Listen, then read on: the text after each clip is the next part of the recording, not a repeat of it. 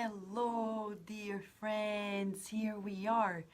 This is Harvest of Light by Emmanuel through Chico Xavier, a book that was originally published in Portuguese and is coming about in English. It was first published in Brazil in Portuguese in 1972, and finally we've got this book into English. Yeah, it took this 46 years. What an honor, huh? To be together, sharing these teachings that have come to illuminate our lives. This book is a way for Emmanuel to bring to us more illumination, but in the preface, he asked for God's illumination so we can elevate our thoughts. Do you remember that part? This is just a highlight when he said, please help us elevate our thoughts, because good thoughts come from God. If we want to elevate, think positively, we cannot think positively without God. And that's the trick. Many people claim, but Vanessa, it's so hard to think positive. Where is God? Where is God in your life? Because that solves all the issues. All the issues. If you find God in your life, thinking positive is just second nature. Of course, it depends on your concept of God. The God that we've come to know through Spiritism is the supreme love, the supreme intelligence of the universe. So, are you going to be pessimistic about anything? No. We're going to face the troubles, the problems with courage, because we know that we were created for fantastic things. Not only good, but wonderful things, because the universe is filled with wonders, and you're one of them. I'm not kidding. It's really felt for all of us. This is what it is, and thus we can elevate our thoughts. Talking about elevation of thoughts, yes, Silvio Otero, problems are lessons. Today we're going to study chapter 11. It's been 12 days together with this book. Hello, Elsa Leal, Angelita. It's hard not to say hi, friends. I know for those who are listening or watching on demand, sometimes it's hard because they are not in real life. But I tell you, big hug to you if you're listening to us on demand. A shower of goodness on you too. Okay, so let us go to this beautiful message, the real wealth. Oh, I want to know about it. Is it a treasure map? I think this message is a treasure map. You know treasure maps? Children love treasure maps. Who doesn't?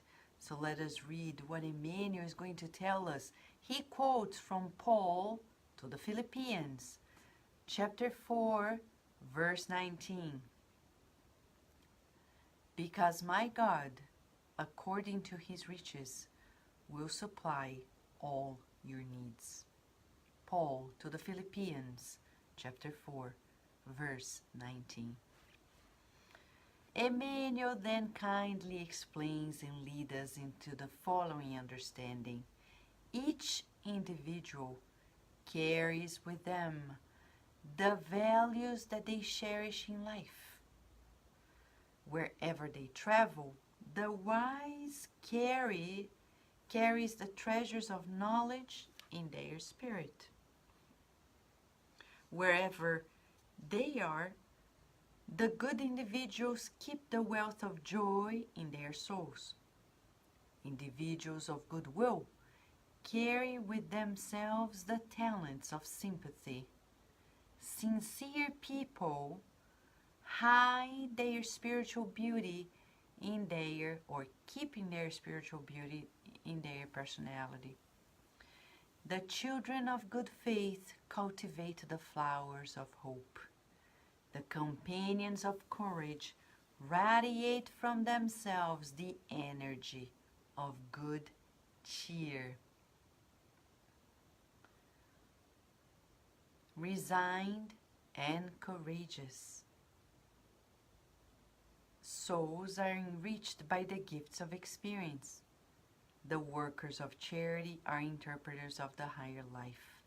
Real wealth is the attribute of the eternal soul, and it remains in it incorruptibly, in the one that has conquered it. For this very reason, we recognize that gold, fame, power, authority among humanity are mere expressions of ephemeral prominence, serving as instruments of work of the soul in the internship of reincarnations. A fool will always be the one who disputes the afflictions of material possession without discipline, forgetting that there are 1,000 paths without shadows to seek the imperishable happiness with their own heart and their own hands. Responsibility must be received, not provoked. Many rich people of apparent fortune on the earth play the role of Christ's executioners, sentenced to death among evildoers. Yet the Divine Master, with the simple and hard wood of the cross, produced with love and humility the crescent treasure of spiritual life for the people of the entire world. Okay, let's put a stop here for a second. Breathe in and out. And answer to Fabio da Costa's question. Is this Fraternity Without Borders? Yes, this is a t-shirt. And why am I doing this on this very day? Because we're talking about wealth. And wealth is beyond money. All the friends that I know of who have traveled to Mozambique, Madagascar, and other places like our dear Angelita and Ney Sampaio and many others, Aiden Cáceres, they tell us, and André Moreira and the very founder, Wagner, they tell us about the wealth of joy that they find in people that are living in those extreme conditions, proving to us that Emmanuel is right. Wealth is not anything else but an attribute of the soul. Do you think, because I know many people when they read these messages, they're like, oh, it's so beautiful, but you know, in everyday life, we can't think this way. Okay, so then go to the Gospel According to Spiritism, chapter 16. Here we have a whole chapter talking about wealth, poor and rich. When Jesus said, you cannot serve both God and mammon, many people, they think they can do wrongdoings and excuse themselves of consequences and keep on thinking, oh no, I love God, I believe in God, but the next minute they are making choices that are either immoral or amoral.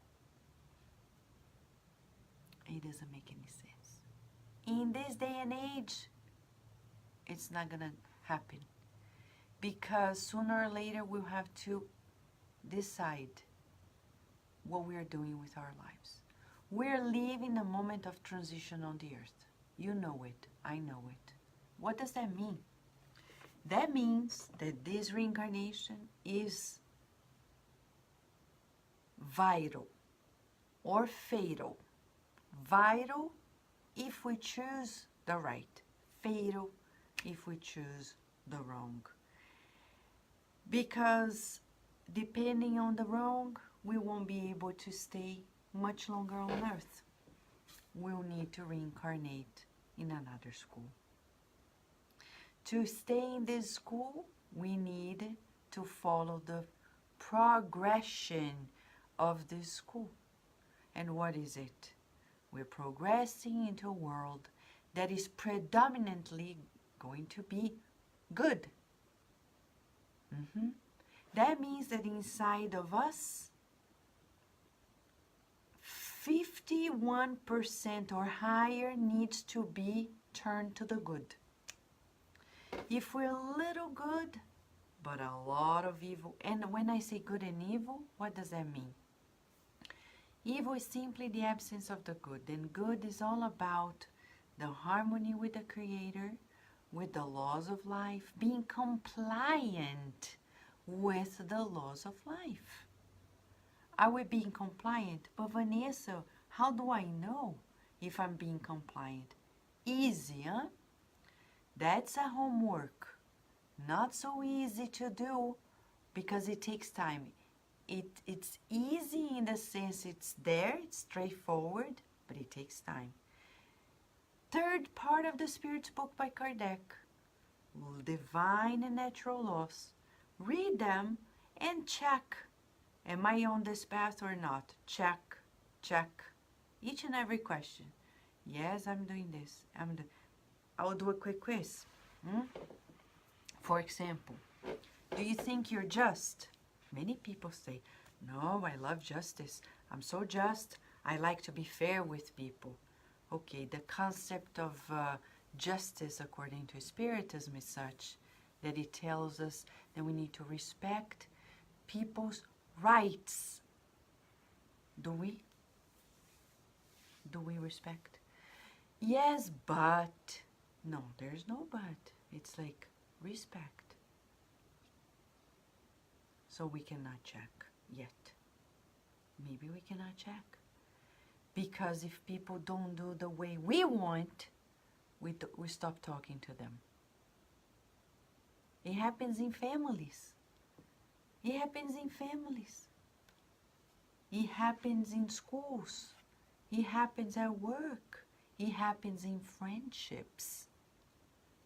If we don't follow that coordination, oh, no, we cannot be friends. Where is the sense of justice here? Jesus told us that He's our friend unconditionally. It's from Him to us.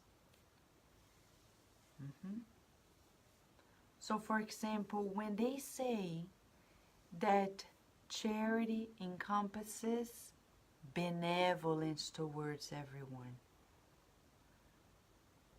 indulgence, being kind towards people's imperfections, and forgiveness of offenses. Just the first line.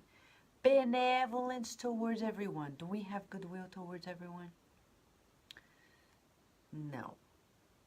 Because usually we have goodwill towards those that have something to give to us, or that are important in our lives. If I don't know the person, I'm not so sure I'm going to give my time and my vitality to that person, right?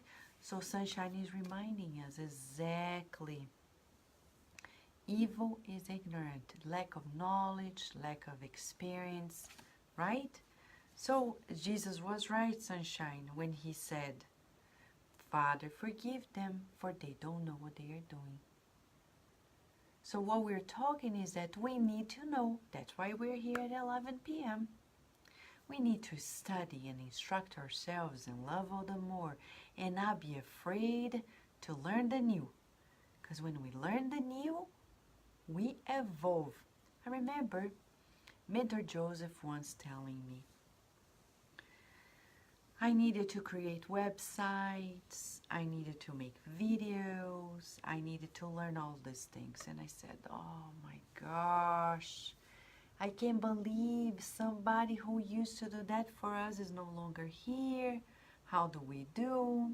He smiled and said, Vanessa, you know that one day you're going to be a pure spirit. To be a pure spirit, you need to know how to make websites, how to make videos, how to record and edit your audios. Oh, and I told myself, like, really? Yeah, you're right. Because pure spirits know it all. So that's a good opportunity for you to expedite your evolution. Start learning now. I'm going to help you, but start learning now. You see how often we use people in our lives as crutches. We use them as crutches. We're comfortable thinking, my husband, my daughter, my wife, my friend, my colleague at work, my boss, somebody does 10,000 things that I need. But how am I going to evolve if everybody does things for me instead of I learning what I need to learn? So the more we do, the better it is. Now think about this. The governor of the earth incarnated on the earth and was a worker, a carpenter. What is that lesson? Home Depot lesson. Do it yourself. Yes, do it yourself lesson. Don't wait for others to do it for you. Right? Exactly, sunshine. So do it yourself. When Jesus became a carpenter, he was teaching us, don't buy the chair ready to go. Do it yourself. Actually, he was telling us we need to labor in life. And now it's so much easier. We have Google. You don't know how to put a nail on the wall. Google it and you learn it. You don't know anything, and then you Google anything. That's how I learned to make cheese bread, Brazilian cheese bread. And I'm accepting orders because I became almost like a master. I'm joking. But Google taught me how to make cheese bread. It can teach us anything. So let's go with the flow. We are living in an era of expediting our goodness, because the world is transitioning. We need to learn more. Some people do the same job, from the first day of their lives, professional life, until they retire. It's beautiful in a way, but at the same time, it's no longer going to work nowadays. We are living in an area we need to reinvent ourselves all the time.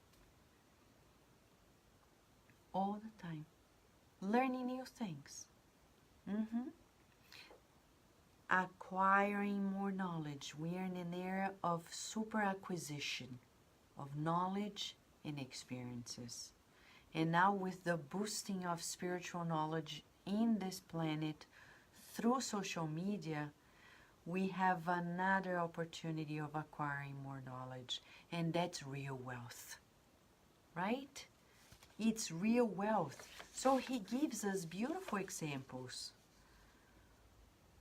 The wise carry the knowledge within. The good carry the joy within themselves. The ones who have goodwill, they have the talents of sympathy. Sincere people have this beauty within. People who have good faith, they have flowers of hope. The ones who have courage, they spread good cheer. The ones that are resigned and courageous, they enrich through the gifts of their experience. That's why we need to listen to people who have lived more than us. You know, we did together, right? The first International Spiritist Youth Weekend. It happened in collaboration between the adults and the youth. Youth alone wouldn't make it. Adults alone wouldn't make it. Together, we made it. We need, that's what Jesus taught Peter. Chapter 9 of the book Good News. Young and old, old and young. When Peter and John were kind of battling to see who was going to keep the torch of the torch of the teachings, Jesus said, Peter, don't be overwhelmed with these issues, because the young cannot do things without the ones who have experience. And your task is non-transferable. Each one of us, Jesus said, each one of us has non-transferable tasks. You don't need to displace yourself for people to become useful. Help them find their niche of usefulness. I know people who retire saying, I'm retiring so I can give a chance to others. I'm so sorry. In this world, you don't need to do it. You can help people find their niche, but you're not going to stop working so others can work. Say the same for Spiritist Centers. Look at Divaldo Franco. He's 91. He didn't stop saying, oh, now we have so many wonderful speakers, wonderful scholars. I'm going to give a break. I don't need to do my... No. He knows, and he told me, Vanessa, in 1,000 miles, if you walk 999 miles and you don't walk the last mile, you have not reached the finish line. We have to go through the whole path until the end, the last mile. And who is going to tell you if you are in the last mile or not? Only God. So since you don't know if that's the last mile, you keep walking. Like Kardec. Steadily walking, and one day God says, enough, come. And you reached the finish line. We can stop. Right, Rihanna? Google brought us to Spiritism. We're so thankful to technology. Exactly. Technology is helping us expedite the beauties in the world and share. So he says, real wealth is an attribute of your soul and my soul. Are you ready for an exercise and affirmation? Let's do it. Let's put our hands on our hearts and say, I am rich. I am rich. I am rich. I feel the abundance of life flowing through me. I feel the abundance of life flowing through me. I feel the abundance of life flowing through everyone. I feel the abundance of life flowing through everyone. I feel the abundance of life flowing through everyone. Let us feel this. This is what Emmanuel says. Feel the good. Feel it. Close your eyes and feel it. Real wealth is within me. Real wealth is within me. Real wealth is within me. Wisdom, he says here, wisdom, goodness, goodwill, sincerity, faith, hope, sympathy, courage, good cheer, resignation, charity. And it remains incorruptible inside the person who has conquered it. So, when you think of wealth, you think of money, fame, power, authority, right? We all do. Remember the book Money? When Emmanuel revisited this topic, and he says,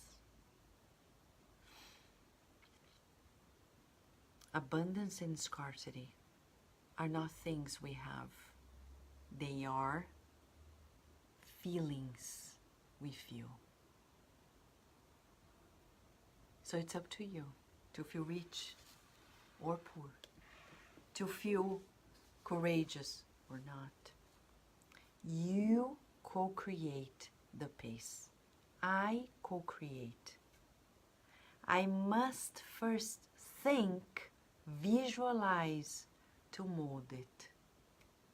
If I don't visualize, I seek, I feel, I visualize, I can mold it. Right, Wagner Jr.? I really feel the abundance in my life. I'm courageous. Exactly. And he says, those who have gold, fame, power, authority, those are passing positions that serve for their own inner workings. So we better do good use of it. And he says it's foolish to dispute gold, fame, power, and authority. In the book And Life Goes On by André Luiz, we see people disputing gold, killing people to take the wife of a friend. It shows to us how sick people can be. How sick. And they project their ambitions in others. They project. So if you dare to come close to them, they think you want what they have. But nobody has it. It's a temporary concession of God to make us work in ourselves. It's just fictitious. So much so that when Jesus was living on the earth, the Pharisees of the temple, the doctors of the law, considered themselves super close to God. They had a temple, position, power. They killed the Christ. What are their names? Do you know their names? No. But we know of Jesus, who was considered second-class citizen, who was crucified, as Emmanuel says in this lesson, between thieves, was undermined by the current power as nobody. And whose name do we know of Jesus? Is this a legend? No, Jesus is not a legend. Jesus is real. The good is tangible. The world has becoming better thanks to the presence of the Master of all Masters. Since he came to the earth, our lives are divided in before and after. Literally, it's the force of the good. I know many people who doubt many things. But when you breathe in and out, and you just think, I don't know how to control my breath, I don't know how to push a button on and off, then you know you're not your own creator, you're the co-creator. There is a higher force. Thus, we know the good exists.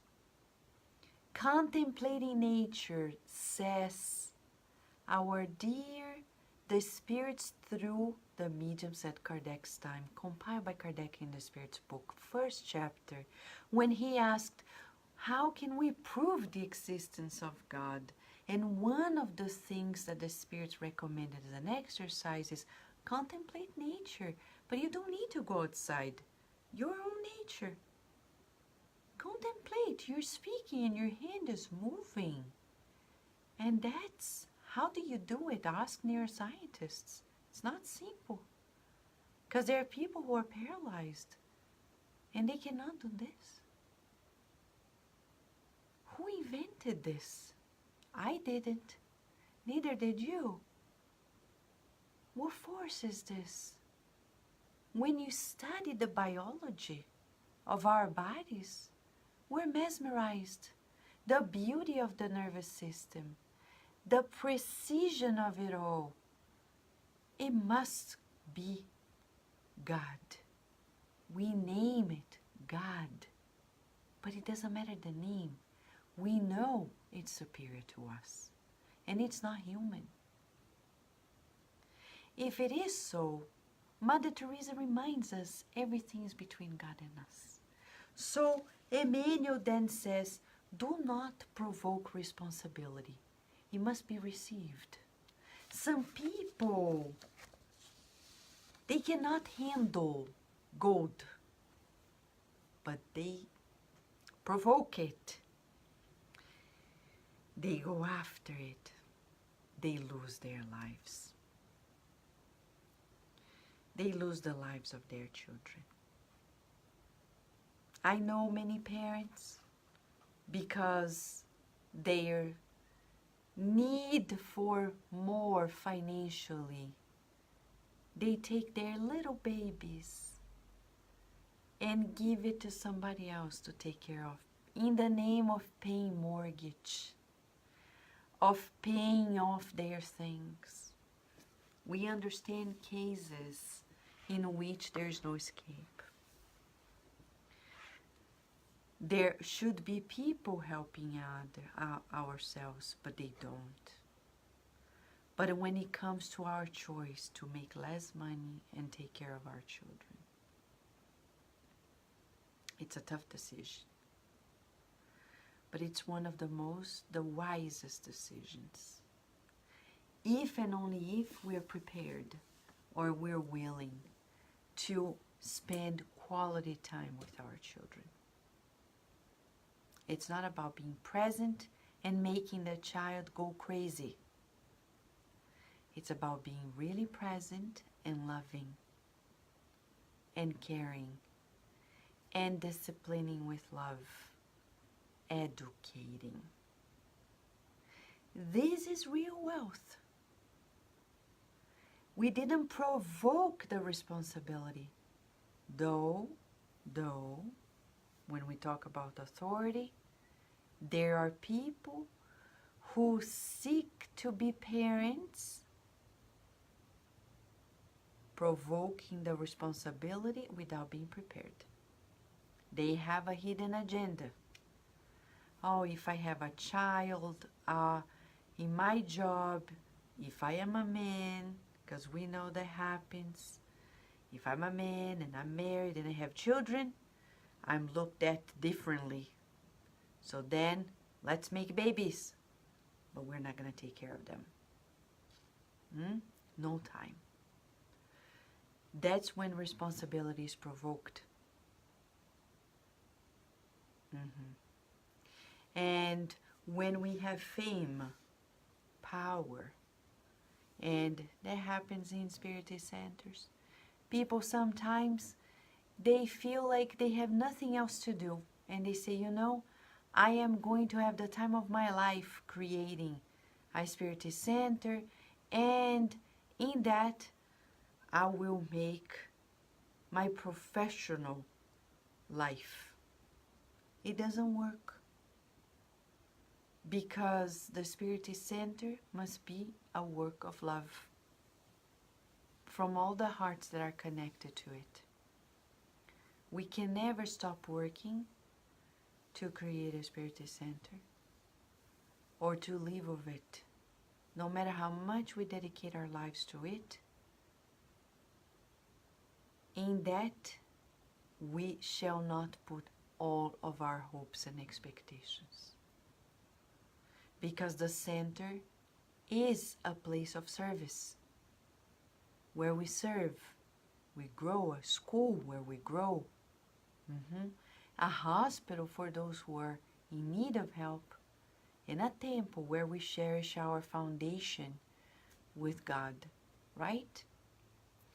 So Silvio Ted is asking, but if close family members help caretaking while parents at work, is it correct? I think it is, Sylvia, because ideally, when parents have children, they need a whole tribe to commit with that soul. And we see this description in the book And Life Goes On by André Luiz and others. When we see, or Sex and Destiny, that a child who is a grandchild is going to be meeting a former acquaintance, affair, in the figure of the grandmother. So in that relationship between grandmother and grandchild, there's a lot to resolve. So it pertains to it. I'm not going to say that we shouldn't make use of babysitters or pairs, but you know, we need to ask ourselves. We need to ask ourselves, am I doing this just because I am dismissing myself of my task? And because I am looking after more money? Or what is this life in my life, the life of my child? How can the life of a child be secondary in our lives? I see this across the board, parents and mothers. They have children, and they love their children, but they don't spend time with their children. Weekends. But you know, it's not necessarily spending time, because they leave it to the cartoons, the video games, so it's not real time together. That's an authority that was provoked and was not received. If we all rewind the tape of when we got pregnant, when the wife got pregnant, we'll know. Can we fix it? We can, wherever we are nowadays. I know I'm talking about a very sensitive issue, but it's very important for us. That's real wealth. In the book, And Life Goes On, again, it's the third time that I'm repeating about this book, André Luiz tells us about Ernest, or Ernesto, one of the main characters in the book. And when in the spiritual realm he regrets the fact that he wasn't a good father. Today is Father's Day in Brazil. Many parents, many fathers think that they are not really the number one caregiver, that they are second-class caregivers, that they don't have as much impact if they just knew, that they have as much impact as a mother, though a different type of impact, a different role, different. Studies already point out the benefits of having the fathers around. Oh, but Vanessa, I didn't have a father. You didn't need to, but some people need it. Don't feel less because you didn't have that experience, but some people, it's in the program. And then in the afterlife, he regrets. And then, of course, only a new reincarnation for him to really change it all. So today, we're revisiting, what is our real wealth? What is your real wealth? Make a list. Top 3 elements of your real wealth. Because you're rich, you're abundant, you're a child of God, you're co-creator.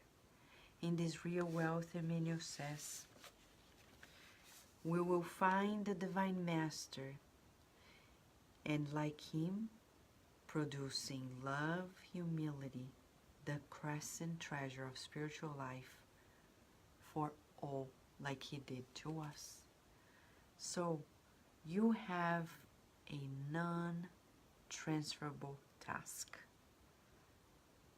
To be abundant in love, abundant in kindness, abundant in goodness, abundant in hope, abundant in forgiveness, abundant in joy, abundant in faith, abundant in wisdom, abundant in courage, and abundant in charity.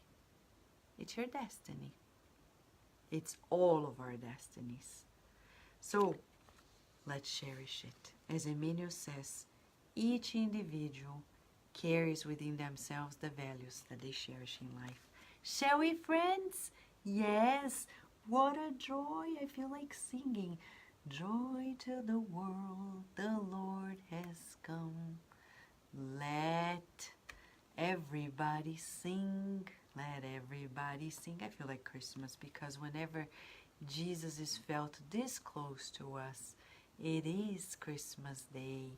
Doesn't matter if it's still August, but we're feeling like it's Christmas. For all of us, we are being invited today or tonight to be abundant, to be wealthy. So how about spending the next 24 hours feeling so wealthy? Wealthy, wealthy. If you prefer rich, rich so it be. And go to fraternitywithoutborders.org and sponsor a child as well. It doesn't hurt, on the contrary, it just helps. Thank you, friends. A big hug, and tomorrow when we come back, we're going to talk about the narrow path. And Emmanuel says, our duty is our school. Want to know more? Come back tomorrow so we can learn together and do more good, right? Gratitude. Thank you, Adilson. Thank you to all fathers in the world.